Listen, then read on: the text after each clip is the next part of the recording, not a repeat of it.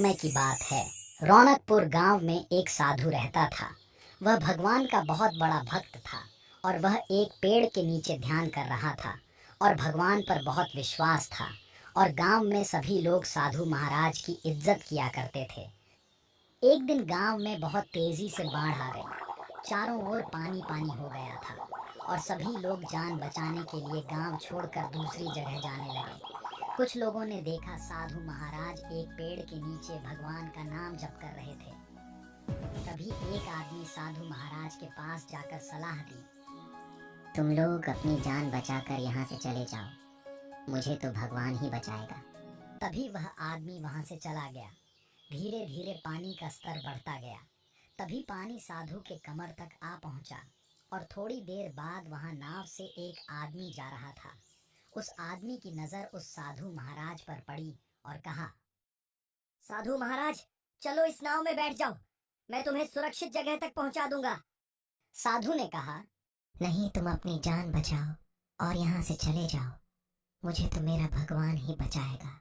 वह आदमी वहां से चुपचाप चला गया। कुछ देर बाद पानी बढ़ता गया।